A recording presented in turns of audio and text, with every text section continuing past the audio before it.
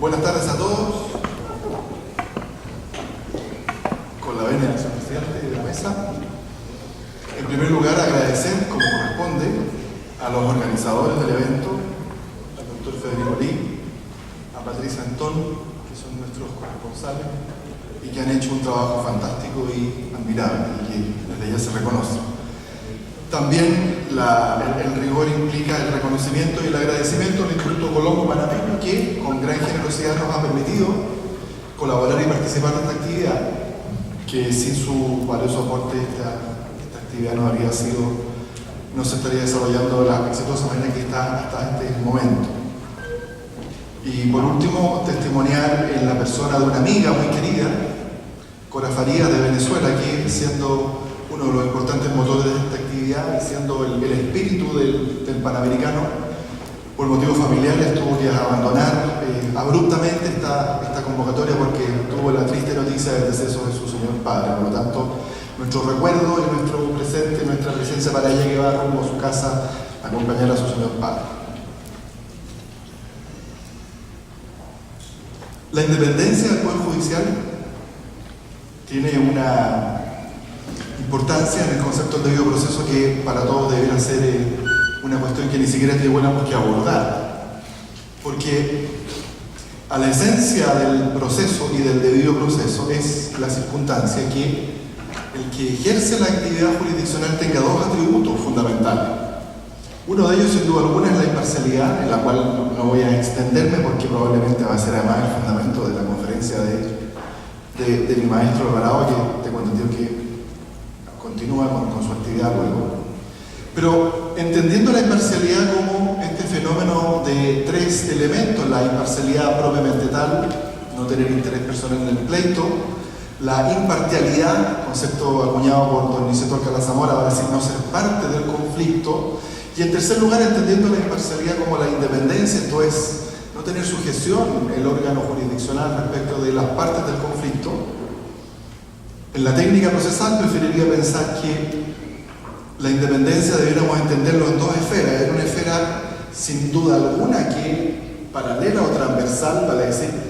el tribunal, el juez, el órgano jurisdiccional debe ser independiente respecto de las partes del conflicto, me parece que es una cosa evidente, pero también debemos hablar de una independencia de contenido vertical, vale decir, está el fenómeno de la integración y de la organización propia de los tribunales de nuestros países de América y de nuestro origen histórico, vale decir, dentro de un sistema piramidal que incluye la posibilidad, en armonía con el concepto del debido proceso, que la decisión que dicta el tribunal de primera instancia o primer conocimiento sea susceptible de un control o de una revisión por un tribunal superior. Y ahí está el fenómeno de la instancia como grado de conocimiento. Me parece en consecuencia que cuando hablamos de la imparcialidad, hablamos de un atributo propio del órgano y por lo tanto el tribunal independiente, que es una cosa distinta, tiene que tener también una estructura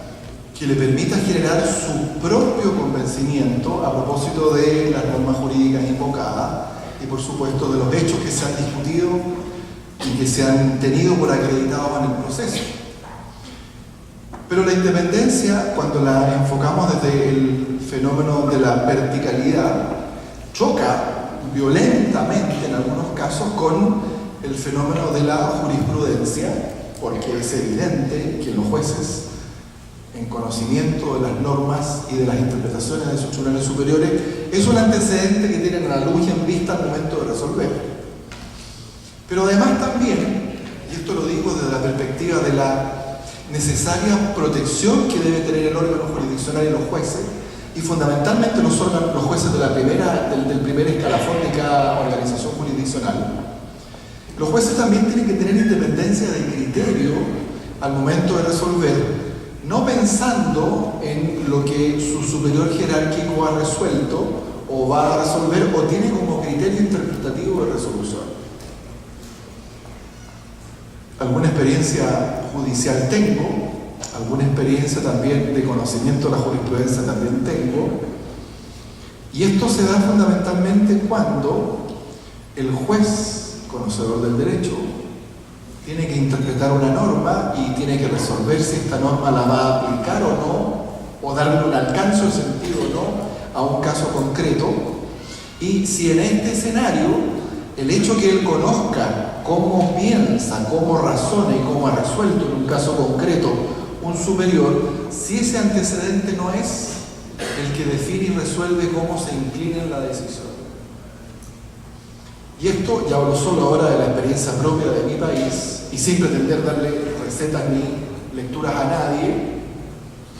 los jueces en mi país es evidente que tienen un techo y un contrapiso a su independencia, porque los jueces, para poder seguir avanzando en su carrera judicial, y seamos honestos, el rigor de verdad impone la sinceridad, los jueces normalmente ingresan en el primer escalafón, pero no quieren estar ahí toda su vida, quieren ascender judicialmente, y para el ascenso tienen que pasar por el control, primero jurisdiccional, luego judicial propiamente tal, y en tercer lugar por una calificación de sus superiores. Entonces,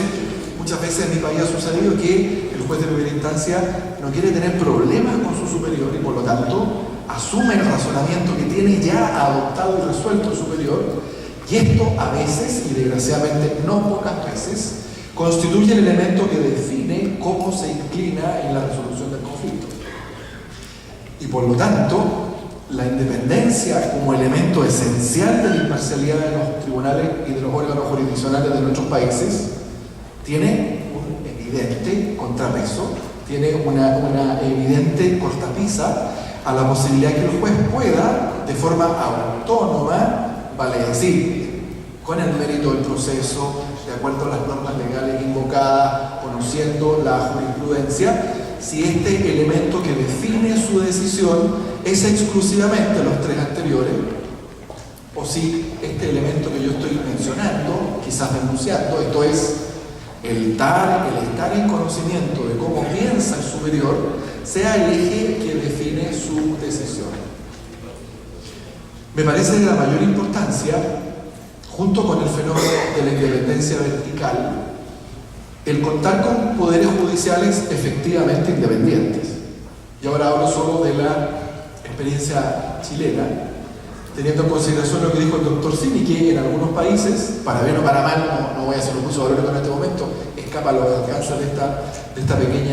estas pequeñas palabras. El fenómeno de la generación de los jueces, de la generación de las autoridades judiciales, también tiene que estar en el marco del concepto de la independencia judicial. En mi país, por desgracia, todos los jueces son nombrados por el Poder Ejecutivo, a una propuesta siempre de una Cámara, interna o quina, según sea el juez, pero en definitiva el Poder Ejecutivo es quien designa a todos los jueces de mi país, todos.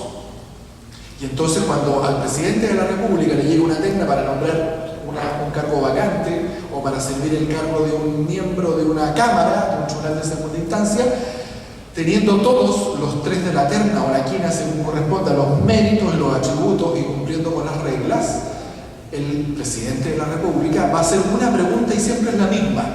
De estos tres, ¿cuál es más cercano a como pienso yo? Y ese es el designado. Pareciera ser entonces que en mi país podríamos pensar en buscar una estructura de generación distinta. No sé si el apropiado sea el Consejo de la Magistratura, pero es evidente que para poder trabajar en función del avance de la independencia judicial, no solamente hay que pensar dotar al juez de las atribuciones y de la autonomía para poder libre y auténticamente de forma independiente resolver, si esto es efectivo respecto en el caso propio de la posibilidad de avanzar en su nombramiento, o por último en la posibilidad de poder seguir avanzando fruto de su calificación. Totalmente respetuoso del tiempo, habiendo puesto ya el farol amarillo el presidente de la mesa, solo quiero resaltar que no existe debido proceso propiamente tal, no existe si no tenemos tribunales imparciales. Si el juez es imparcial, necesariamente debe gozar de la independencia y de la autonomía necesaria para poder generar su resolución. Si esto no funciona de esta manera, seguiremos haciendo más de lo mismo y la comunidad nos seguirá pasando la cuenta y la factura de por qué no tenemos tribunales independientes y por lo tanto no nos acercamos a la resolución más pronta y oportuna del conflicto. Gracias por su tiempo, muy amable.